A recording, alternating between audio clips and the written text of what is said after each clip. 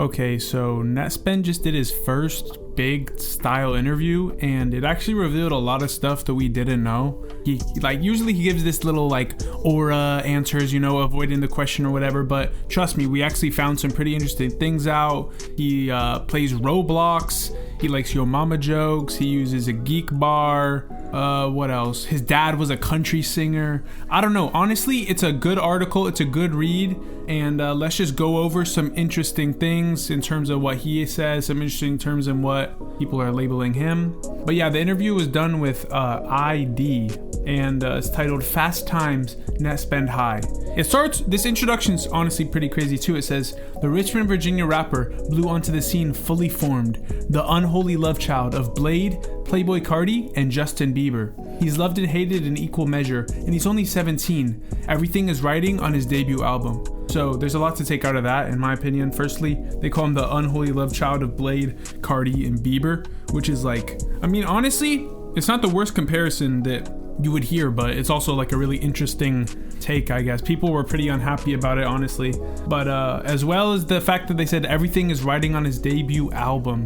So that was pretty interesting to me, mostly because this interview seems to be part of the rollout for the album, Badass Kid, which should be dropping soon, honestly. We've seen Nettspend teasing at it. Now we have this article teasing at it. So yeah, hopefully we get that album soon. The first interesting part of the interview for me was that the dude said that he was taking hits from a vape with so many colors and buttons it looks like a fidget cube from the year 2050. So yeah, obviously here the interview is referring to the vape known as a geek bar, which has a bunch of constellations or flashing lights and stuff. So it's clear which vaporizing device Nettspend partakes in. I don't know if you guys want to go cop one from the gas station or something now. Hopefully he's not inspiring that practice in other children. Then we get into the aura speak. Diehards worship Nettspend as New Gen's raps Justin Bieber. And yeah, Nettspend has called himself the Trap Justin Bieber, in that new Crane song that came out. And the interviewer says, with, quote, ungodly levels of aura. They love his sleek fits, the crystalline sparkle of his voice, the way his bleach blonde hair flops perfectly. So yeah, honestly, this is I don't know, bro. It's just so funny to me to have legitimate writing on underground topics, because all the underground media you consume is it's just thrown together or whatever. But these are real publications with real writers writing about topics that are usually memed upon, or if they're discussed, it's done unprofessionally. So it's just really funny to me to read stuff like this, and it's really funny that he mentioned aura, that word in general. Goes on to say, part of the reason Nettspend wants to release an album is so he can process his rapidly changing life, make a snapshot of growing up in real time. Quote, this is a quote from Nettspend, by the way. I never dropped a tape, and everybody around me, all my friends have. He reflects earnestly, as if he's the last classmate to be selected in a schoolyard pick. Yeah, so here he's pretty much saying that Nettspend kind of feels I don't know, envious, I guess, of other people putting out a tape, even though he never has. And he's the last to the party in terms of dropping an album or whatever. So hopefully it will live up to the hype. I think it will, honestly, just because of all the snippets we've been getting that people are enjoying and the lack of music dropping. There's clearly a lot of good songs in the vault right now, and a good album could catapult him. I think they spoke about this in the article at some point. A good album could catapult him to stardom. It could really blow him up to the next level. Then we get arguably the most controversial part of the interview. They say, when I ask if he dreams of working with anyone, he's quiet for 10 seconds before he replies, yo mama. So yeah, Nettspend really pulled a yo mama joke on the article interviewer. That's I haven't heard one of those in a while, so I'm glad we got one from Nettspend. At one point, he asks if I can delete my recording of our conversation after I write this piece, seemingly worried that his plain speech will leak and become a $1,000 group buy for Nettspend in-studio interview vocals situation. So yeah, basically, Nettspend doesn't want the raw vocal, because they record. So he conducted this interview and recorded it with probably his iPhone on voice memos or something. And Nettspend wanted to make sure that the dude would delete the voice memo or the voice note or whatever after he's done writing the article with the interview, because he doesn't want, maybe he said something that he wanted redacted, or he doesn't want people to hear him talking or something like that. He's clearly feeling an immense amount of pressure, even if he wants to come off nonchalant. He repeatedly mentions feeling like he needs to deliver a special album for his fans, quote, to give everybody what they want, for real. So yeah, Nettspend does not want to disappoint. He knows there's a lot riding on this album, and he wants to give it to the fans, bro. This quote's funny. If I stayed in school, I just would have been more stupid, you know? That's like, I don't know, that kind of perfectly encapsulates the energy, not only around Nettspend, but like kind of the energy of the youth right now in general. If I stayed in school, I just would have been more stupid, you know? I don't know, that's just funny to me.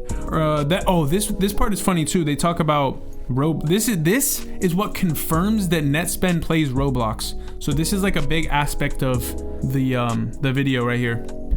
Here they were speaking to Reclusive, the producer. Early in their friendship, so this is Reclusive speaking, by the way. Early in their friendship, Nett was really into Roblox simulations of shooting games. Quote, he was really drilling shit on Roblox, bro. Rec laughs, sitting on a bench in Brooklyn's Saratoga Park. When I first met him, all I hear is da-da-da. Bruh, I got a mini Uzi, come spin, bruh. They're talking about real life guns, but they're in Roblox. So yeah, it turns out Nettspend was playing some type of like, what's it called? Chicago roleplay Roblox game. And I don't know, that's just funny to me. Like, that's like how the kids were bonding, playing Chicago roleplays on Discord and stuff. Growing up in Richmond, Nett was surrounded by music. His dad was a country singer with a, quote, really good voice. So yeah, I don't think we've ever heard this before, but apparently Nettspend's dad is a country performer, a country singer. I doubt he has any type of like, I don't know, fame or anything, because Nettspend probably would have mentioned it, but he does have a good voice apparently, which I guess that's where Nettspend got it from. It's also probably what inspired Nettspend to make music in the first place, even though he's clearly not making country music and more like rap jerk, whatever you want to call it. He's influenced by the guttural drill pioneer Chief Keef and vocally acrobatic weirdos like Lil Uzi and Young Thug, but he also liked pop. I grew up on some Justin Bieber shit, Katy Perry. I was always messing with everything, he says. I listened to all of Michael Jackson. I saw the movies, had the glove. But yeah, Nettspend had the Michael Jackson glove. He was probably hitting the moonwalk in the living room or whatever. Hopefully he walks out on stage with it one day. He says his love for Deftones came from a girl he knew when he was 14. Watching Nett command crowds, you can sense he spent time studying how these stars, pop and nu metal alike, convulse and hop on stage. So yeah, just like most of our introductions to Deftones, it came from a young high school, slightly emo crush that, you know, got into Deftones and then put on me, which is like the same thing for a lot of like the female demographic audience, you know. Like, I don't know, but there's a lot of artists I listen to for that same reason. Like, if I'm ever playing a Lana Del Rey song, or like, who's another example?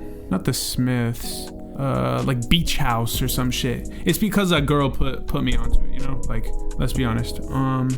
Alongside the music, Nett spent his childhood watching hijinks-filled media like Zoe 101, Girl Meets World, SpongeBob, and the cinematic works of Jim Carrey. So yeah, so it seems like Nettspend specifically mentioned Zoe 101, Girl Meets World, and SpongeBob, which are kind of an interesting top 3 picks. I would definitely not have Girl Meets World up there. Zoe 101 was cool, but there's a lot better options. And SpongeBob, yeah, that's like a classic. Watching all those movies at a young age gave me some sort of inspiration for who I am, he muses. Nett rode dirt bikes and he was heavily into skateboarding. Riding dirt bikes, that's interesting. I guess that's some real Virginia country shit. But yeah, he was heavily into skateboarding, a passion sparked by his late uncle, who gifted him a board but died before they ever had a chance to skate together. Long live Corey, he murmurs. So yeah, apparently Nettspend's uncle introduced him to skating, but unfortunately passed away. He was also in school until he was kicked out in 9th grade. Quote, after COVID happened, I was never able to go back, he says. Explaining that the forced lockdown and aimlessness of quarantine messed him up badly. Quote, after all the COVID quarantine shit fucked my shit up, I wasn't really doing nothing, he says. I was just making music, skipping this shit. If I stayed in school, I just probably would have been more stupid, you know? So yeah, I mean, I think that's a pretty common shared experience for a lot of people. Like, the COVID stuff kind of ruined a lot of academic careers. I graduated, or I don't even remember at this point. But yeah, COVID really messed with my academic scheduling and stuff. And Nettspend apparently was kicked out of high school in 9th grade. And I guess he just did online school from there on out, which is what I heard. But yeah, that's pretty interesting. He goes on to say, still, the only point he becomes really glum in the studio, gazing off into the distance with a kind of yearning resignation, is when he considers the faint possibility of being able to return to school. Quote, I might go back for a day, maybe. I just want to go to class. Really just wanted to see what senior year was like.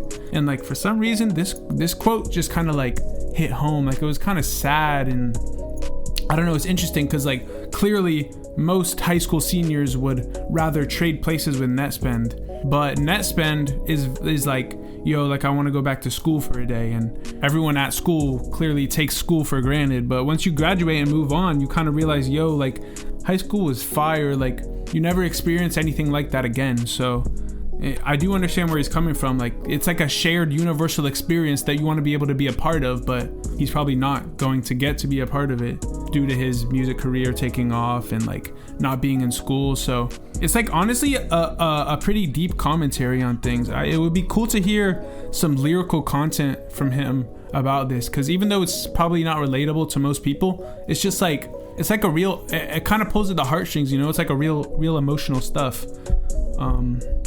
Then they talk about how Nettspend started to like blow up. They said, for Net, that moment came in mid-2023 with the Mag and Zion Orion produced Shine in Peace, a pump-up anthem that, with its shout-out to day ones and come-ons to tall girls, could soundtrack a coming-of-age internet rap film. The clouded shitpost page, Hyperpop Daily, crowned it the 2023 Song of the Summer. So yeah, this was funny. They mentioned Hyperpop Daily in the article. That's pretty interesting. And yeah, Shine in Peace, great song. Definitely was a part of him leveling up, although I think I wouldn't call it his blow up moment technically.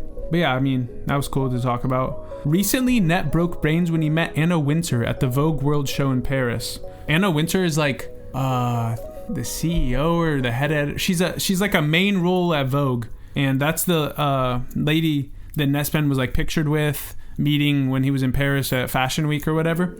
Quote, I just walked up to her. We weren't in a meeting or nothing. I just said, what's up? He recalls. And yeah, a lot of people had ran with the idea that like it was some like fashion meeting or stuff, but really he just like saw her, I guess, and talked to her for a second. He's pretty sure he's seen The Devil Wears Prada. Quote, I think my grandma was watching it one time. And I'm not sure, is Anna Wintour in The Devil Wears Prada? Let me look it up real quick, guys. This is real time. Anna Wintour. Why is Anna Wintour so powerful? Blah, blah, blah. Okay, I don't know. Who cares? That doesn't really matter, bro. The Devil Wears Prada, Nettspend's grandma watched it one time, whatever. Even his then they talk about like the real ridiculousness around his image and stuff, and like how dedicated the fans are. Like, it's a real cult type of fan base. They say even his management is leaning into the ridiculousness. A t-shirt on sale at his New York show in June shows the teen wearing a suit and tie with an American flag enamel pin, posing regally next to a giant American flag in front of the Manhattan skyline. So yeah, basically like they're talking about that shirt that had dropped that people were like reacting funnily to. It's a pretty funny t-shirt. But yeah, the merch, the Nettspend merch is always a bit, I don't know, controversial, I guess you could call it. People are now trying to flip the shirt for $1,000. I asked Net if he plans to run for president someday, and after 30 seconds of silence, he deadpans. Yeah, probably in a couple years. So yeah, I mean, I guess we can expect that from him soon. He's already taken the world over at a very young age. His platform, quote, free candy, remove the jail system. So yeah, if Nettspend wins his presidential campaign, then candy will be free, and people will be free too. People will be freed from the confines of prison that they reside in now. Yeah, they go on to talk about Restless Fest, Sama Sun, Xavier So Based, Witch Gang. I don't know. It's a really cool interview, honestly, and definitely the deepest look into Nettspend's personality we've gotten from an interview. So shout out Kieran Press Reynolds, who did the text, and then Morgan Maher on the photography. And I think there was actually a little conspiracy that arose from this Nettspend interview because apparently Olivia Rodrigo's manager and Interscope A&R, Emerson Red, shared the Nettspend interview to their Instagram story. So I'm not sure if that means Nettspend is signed to Interscope, or if they had something to do with the article happening, or had something to do with the photography, or maybe their Nettspend's management. I don't know. There's a lot of theories going on about who Nettspend signed to. It's just stuff like that. So I don't know. It's pretty interesting to think about. But yeah, I guess the album should be coming soon. This is definitely going to play a big part in the rollout, kind of pushing it to a more mainstream audience. And yeah, appreciate you for watching this far. There's a lot of Nettspend news to be covered, so I'm going to get back to work. But please drop a subscription, as this is one of my very first videos. This channel is very new. Let's hit 1,000 subscribers, bro. Once we hit 1,000 subscribers, then I'll be happy with my life and I'll retire, okay? But yeah, thank you for watching, and peace.